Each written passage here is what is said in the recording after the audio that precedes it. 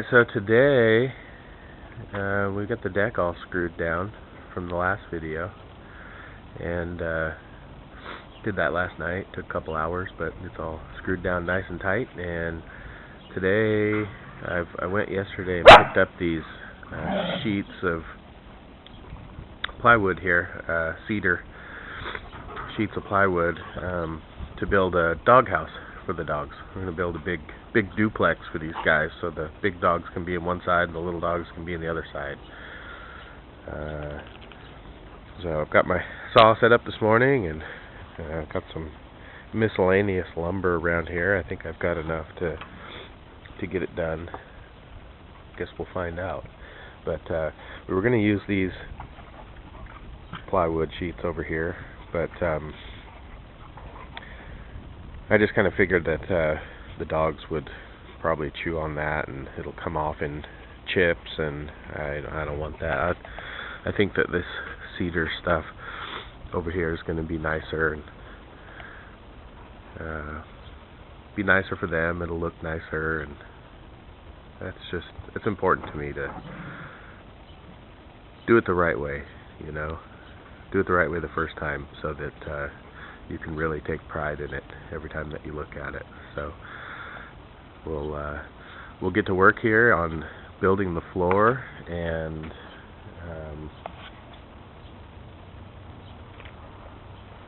we'll kind of show you step by step here in case you want to build a doghouse like this for yourself someday.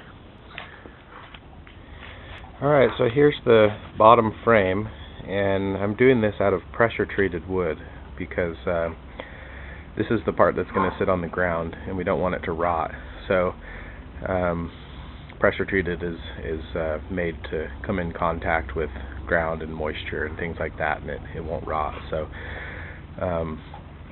but the catch to that is that you do not want your dogs to come in contact with this stuff, because if they chew on this or whatever, it can make them sick. So we're going to make sure that we cover all this up with the sheeting over here for the walls. So we're going to go all the way down to the bottom with the sheeting and just completely cover it up. So the only thing it's coming in contact with is the ground, and we'll leave the sheeting about a 1/4 inch up off the ground since it's not pressure treated, and that should be good.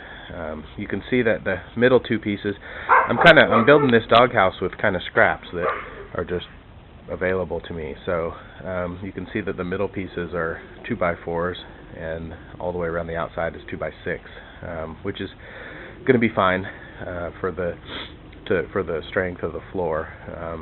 So next we just need to screw all these in and make the box, and then we'll flip it over since the 2x4s are sitting down in flush with the bottom, and then we'll flip it over and we'll cut our sheet for the floor. So I've got 4 sheets here to do the doghouse. I've got this one is a 5/8, and I'm going to use that for the floor. It's a little bit thicker, so it'll be a little bit stronger.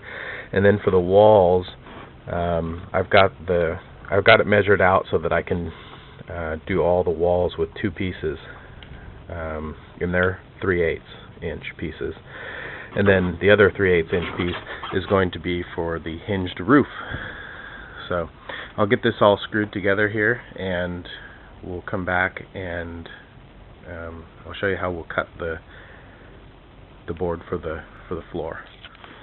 So before I screw this together, one thing I should mention, it'd make your life a whole lot easier if you pre-drill these.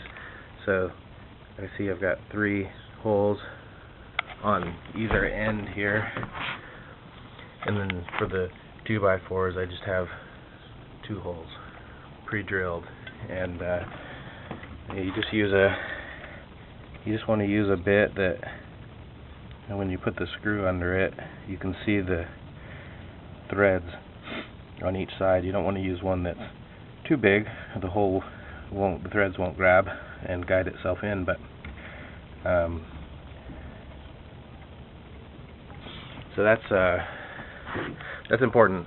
That'll make your life a whole lot easier. So I'm going to drill the other side, the back side back there, exactly the same as I did this one, and then put the screws in, and we'll have our floor frame done. Okay, so I got this all screwed together, and as it turns out, the ones on the sides, the 2x6 on the right and the one on the left, are the ones that I used for that are so twisted that the whole it's not not very flat. So that's not going to work. So I'm going to take those off, and I've got a couple of straighter ones over here. I got a 2x4 that I'll put on one side, and then I've got a 2x6 for the other side, which I think will be just fine. So I thought it was funny. I thought I would update on this. So here's a little trick. I've straightened out the frame for the floor, and my frame is 57 by 39 is the width, and the reason I chose that is because Delgado, my biggest dog over there, he's about 3 feet long, so I gave him about an extra, I don't know, a little bit extra, about 16 extra inches on the width, and then I gave him just a few more extra inches on the length. So, but anyway, back to this. You can see that I have a 2x4 tacked on to the flooring board before I cut it, and I've snapped a chalk line here at 57 inches, and that 2x4 is exactly 1 1/8 inches over from the chalk line. And the reason for that is because if you take your saw, whatever saw you're using, and you measure from the blade to the edge, and you want to make sure that you don't measure, you want to make sure that your tape's not on the teeth themselves, because the teeth stick over, probably another 1/16 of an inch, but I end up with an 1 1/8 inches over to the edge of the guide. So that's where I put my 2x4, and that'll give me a nice straight cut there. So we'll get the floorboard cut here, and then I'm going to do another one just like this at 39 inches wide and rip it down, and then that'll fit perfectly on our frame. And then we will screw that down to the frame, and then we'll have our floor will be done. So we've got the floorboard on, and I've got it screwed down around the outsides.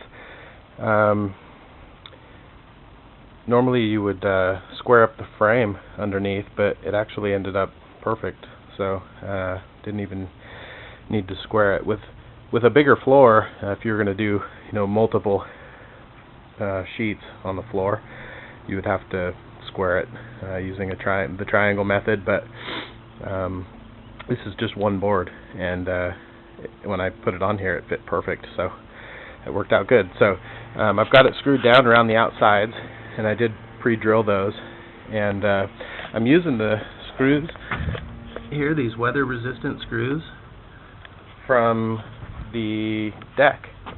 All those screws that I pulled out of the tracks that were on the side of this Trex decking, I'm reusing those for this, and they're working out perfect. So, and then to find the screws, to find where to screw on the studs in the middle to screw the decking down, what you can do is I just took you can see where the screws are. They're going into the studs, those middle studs. So I just snapped a chalk line right down where those screws are, and that'll make it so that when I screw those, I'll hit the studs underneath. So we'll get the rest of this screwed down, and then we'll start cutting some of these other sheets, these 3/8 sheets for the walls, and we'll start putting the walls up. So we got couple of the walls on, the side walls. What I did was measured the back to be about 3 or 4 inches taller than my tallest dog, Delgado. He's about 3 feet tall, so made the back about 3 or 4 inches taller, and then made the front about 8 or 9 inches taller. So that'll give us a slope for the roof when we put it on. So the next step is going to be putting in corners for each of the 4 corners. So I'm going to build some of those out of 2x4, and I'll show you those before I screw them into the corners, and that'll do 2 things. It'll give the walls their strength that they need, and it'll also kind of seal the corners so there's no draft inside or anything like that. So we'll build those next. One other thing I should mention is you can see this piece of, that was just a scrap piece that I put underneath the wall before I screwed it into the floor to kind of raise it up, and these pieces are 3/8 of an inch thick, so that'll raise it up 3/8 of an inch off the ground so that if it rains or anything, the walls aren't sitting in water, only the pressure treated is. So to build these corners, I've taken a 2x4 and I've just set it down there right on top of the floor, and then I've pulled the sheeting up against it, and you can see that I've made a pencil mark there at the top, so I've marked it. So I'm going to cut that line off, but let me show you. We'll walk over here to the chop saw, and I'll show you how I can figure out that angle so I can set the chop saw to cut that angle correctly. So what I've done over here is I've taken my speed square, and I have a speed square that is adjustable, so it makes it kind of easy. I basically put it right on that line there, and that shows me that the angle of my roof is 6 degrees. So I can make all of my cuts at 6 degrees. So I'll set the saw back here at 6 degrees, and that'll match all my cuts, and it'll give me a perfect bevel on the top of all of my corner pieces. So now you can see that I've got 2 pieces here which make up the corner. So I just came back, I did the same thing with this piece. I marked it and then took it over to the chop saw and chopped it with that same 6-degree angle. I just held it up sideways and chopped it that way. And so now what we need to do is screw these 2 pieces together, and we'll have our corner, and then we can screw it into the wall, and we'll just do that same thing for all 4 corners, and we'll have our corner pieces in, and then we can rip down our front and back walls and cut our door for the front. We got all the corners in now, and it worked out pretty well. Everything's nice and flush, and all 4 corners in. This one back here, like I said, I'm kind of using scrap pieces from around the yard. I didn't really have enough 2x4, so I found this, like I don't know what it is. It's like a 2x2 from a pallet or something, and I cut it a little short, but it's okay. It's gonna work out good. So once we get we'll get the front and back sheets ripped down, and once we get those screwed into the corners, it'll kind of straighten it out. You can see that it's this side wall's kind of hanging out a little bit. It's a little leaning over to the right, but once we put the front and back on, and it'll straighten that out. We'll be able to square that up. So, and then we can start working on the roof. We're getting closer. So we got the front on here, and I've just got it tacked down in the 4 corners with a screw, and I'm just putting it on there temporarily because we got to take it back off to once we mark where we want the door to be. And you can see on the bottom there that I ended up having to add a little 2.5-inch strip on the bottom because it was just a little bit over 4 feet high, and the width of the sheets is 4 feet, so I had to add just a little bit there. And when you do that, you want to make sure that you put the factory edges together so that you get a nice straight seam. And because if you put the end that you the two ends that you cut together, it'll end up looking not as nice. So you put the end that you cut down, face down.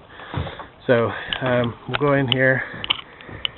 I haven't got the back on yet, so what I'm going to do is I'm going to scribe a line just right up this here, and I've already got one there, but I'm going to scribe a line right up this edge of this 2x4, and then one right across the bottom here, so that we know where the bottom is, and then we'll figure out how big we want the door. I made the lines extra long, so we'll just figure out now how big we want the door, and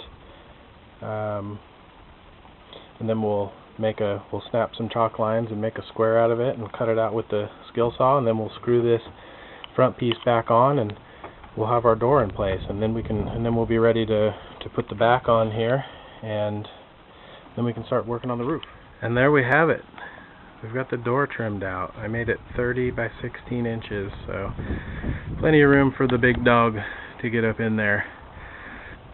And so just need to finish screwing the front on, and then we'll put the back on and screw that on, and then I'll cut the piece for the roof, and I'll show you what we're going to do for that. We're going to add some hinges to it so we can open the top, and on really hot days maybe we can prop it open a little bit to get some airflow through there, keep it nice and cool in there for the dogs, and then we'll once we get that piece on there, we'll move on to shingling. So before I put the top on, which I have cut here already, I've got this little package of hinges there. There's 2 hinges in there, and I'm going to measure those out and put those hinges on this before I throw it up on there. And then, but before I do that, I want to show you, I got the back on, and I ended up just didn't really have a piece that was long enough, but so I ended up splicing 2 pieces together back here. You can see. Hopefully you can see. You can see the joint going down there in the middle. But spliced a couple pieces on back there, and I was going to do this anyway. I was going to put a piece in the middle there to kind of strengthen up the longer sides, and I'll do that in the front here too. But so it kind of worked out anyway. And then put a couple of pieces across the top to make that nice and stable to hold the roof. So next thing we'll do is we'll get these hinges put on here, and we'll throw that up on there and screw that down to the top, and then we'll be ready for shingles and roofing. So there it is. There's the framing is done. This is we've got the roof on here now. You can see that the board is a little kind of not straight, it's a little warped, but when we get the shingles on here, that'll hold that down, so it'll be nice and straight across the top. But turned out really good, and I've got the hinges. Got some hinges on here. You can see the hinges, so that you can open the top and look in there. And oh, here comes one homeowner, proud new homeowner here. But yeah, it turned out really good. So the whole kind of purpose of having the hinges on here is so that we can open the top, like I said, in the summer when it gets real hot, and kind of prop it open and get some airflow through there. But let's see how the new homeowners like it. Delgado, come on. All right.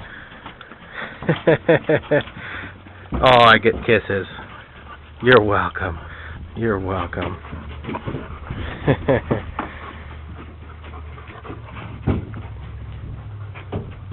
Well, they seem to be. I seem to be getting the nod of approval here, so I think we're in good shape. So, turned out pretty good. I'm happy with it. I'm real happy with it.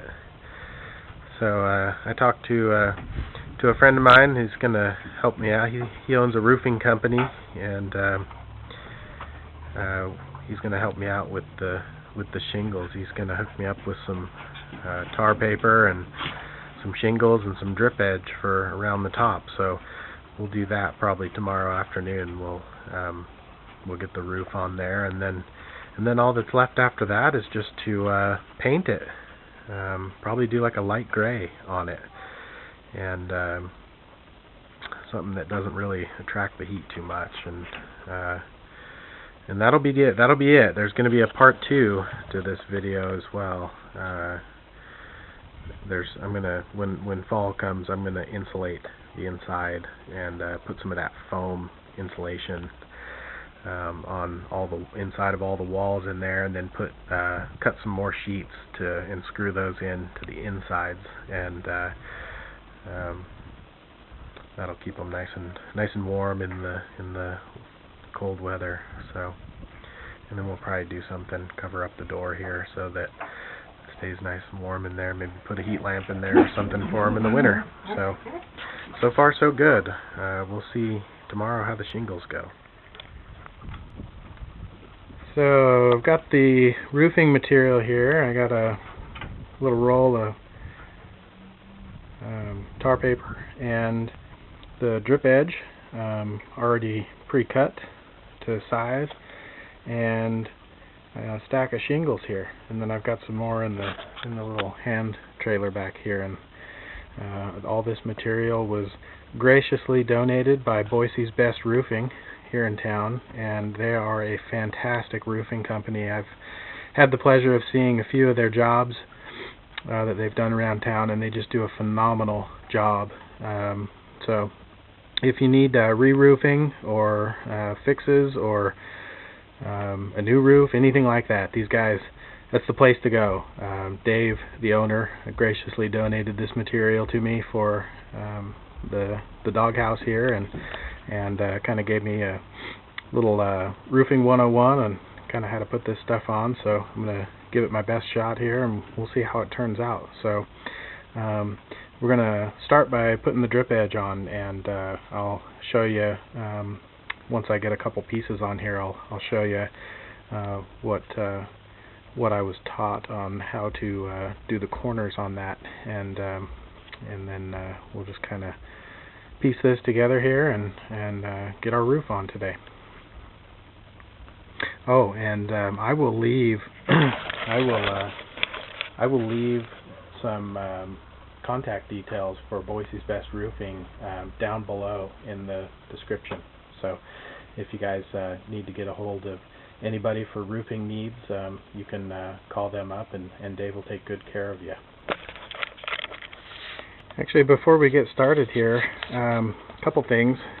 So the hinges I put on, you can see there's some screws sticking up through the roof. So I'm going to take my angle grinder here, and I'm just going to grind those off, and grind them off nice and flush with the roof. And then I said we were going to put the drip edge on first, but actually after I grind those off, we're going to put the tar paper on and cut that to fit and tack it down so that it doesn't go anywhere before we put our drip edge on, and then the shingles. So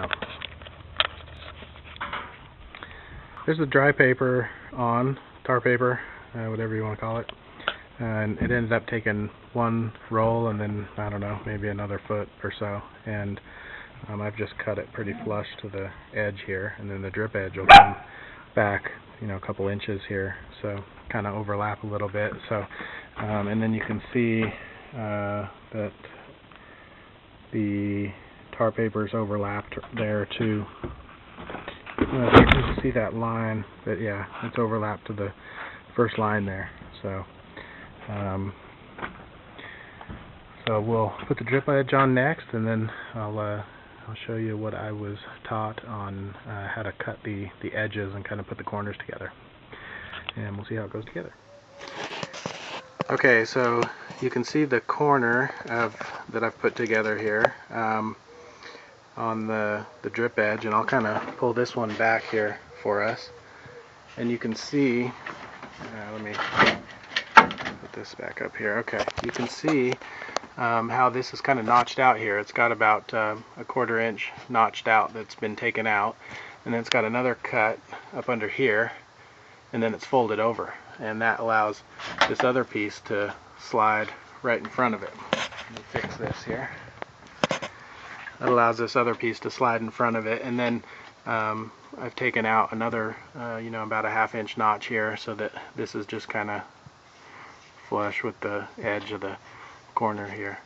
And then I've taken another precaution, and I've rolled up the corners on here so that there's not, this isn't like the eave on, like an eave on the house that's 10 feet up in the air and that has fascia behind it.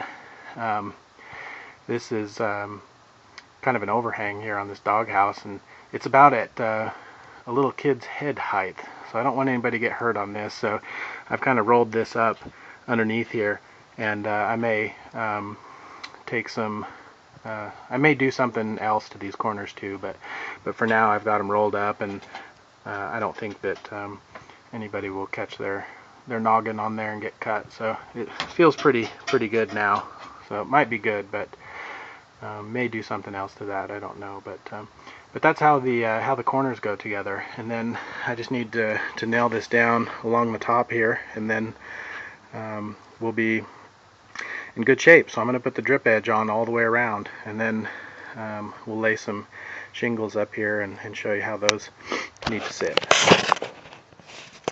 Alright, so we're ready to put shingles on. We've got our drip edges all on there, and what I'm going to do is, I'm not sure if this is necessary for this particular type of shingle, because it's not really a 3-tab. It doesn't have any breaks in it, but I'm going to do it anyway. I'm going to do a starter row here because I have enough. So I'm going to do a starter row, and it's just basically just put this row upside down, and the first row upside down. And what that's going to do is when we overlap this, where these two are butted up here, when we overlap that with the next row, and the next row is just going to go right on top of it, but it's going to go right side up, and it'll overlap this break, and it'll give us the coverage that we need on this first row, so that there's no just breaks in it where water can just leak through right there. So and then I've got this hung over the drip edge about a 1/4 inch, and that's on the side too, over there, all the way around, about a 1/4 inch hanging over the drip edge. So I'm going to go ahead and nail this down, and we'll nail it down. We'll put 4 nails right along this seal strip here, and once this is nailed down, we'll take a full sheet and start it over here on this end where I've got this one. This one's just hanging over, but we'll cut that off later. We'll cut it off so that it's straight down the edge here. We'll cut all the excess off, but the next one I'm gonna do is I'm gonna put a sheet right side up, and that way it'll cover this break, and it'll end up, right in here somewhere. And then we can start doing our second row, and we'll get to that here in just a moment. So on the second row here, I got the first row on over the top of the starter row, and then on the second row you can see here that I've taken off 6 inches off the end of this one, and we'll just that'll stagger it just so that where they're butted up, it doesn't line up. And I'll take 11 inches off the next one, and then I'll take 17 inches off of the next row off of that, and then we'll start with a full piece on the row after that, and we'll just shingle it all the way up till we get to the top, and then we'll rip that, we'll cut that last edge off, whatever extra length is up there, and then we'll trim any excess that we have that's hanging over the side like this. We'll trim those off, and that's pretty much it. We'll be done with the shingling. So I'll show you the end result here in just a moment. One other thing I should show you before we get too far here is on the overlap, you want you can see, hopefully you can see right where the top of these shingles are. That's where you want the bottom of the next one to come right down to there. And then every row will just overlap just like that. The roof is on. So we've got all the shingles nailed on here, and turned out really good. Really happy with it. So dogs shouldn't get leaked on now. So we're in good shape. So now what we need to do is we need to paint it, and that's it. Maybe hang a little sign on it or something. Put some finishing touches on it. Oh, and I may cut some trim pieces and kind of 45 them and do something on the around the door there to make that look a little bit nicer, so it's not just a hole. But other than that, looks really good. It turned out awesome.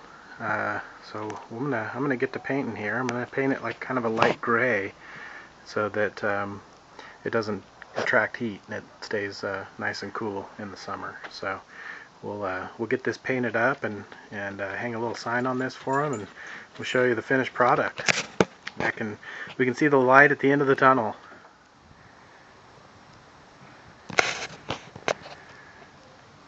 So there it is, the finished product. I'm so happy with this doghouse, the way that it turned out. Everything just went really, really well. Everything came together perfect. So you can see I ended up putting some trim around the door, so it's not just kind of a hole. I think that looks a lot nicer. I'm debating on painting it. It looks pretty good. I like the contrast. You can see the sign that I made. It says the doghouse. And the way that I made that, just took a board and printed out the doghouse and the paw there, and most printers have a way you can print mirror image or something to that effect, and so it prints the letters backwards, and then you flip them over onto the wood and just tape it on there, and then you take a wet paintbrush and paint the water on it over top of it, and that transfers the letters to the board really faintly. And then what I did was I just took a Dremel and went and carved out all the letters, and then after that I just took I kind of beveled the edges around the outside of it to make it a little bit smoother, and then I just took just a little propane torch and just kind of went over it a little bit, and that kind of helps the letters stand out a bit. But the doghouse turned out really good. Dogs seem to be happy with it. They've been using it for the last couple days.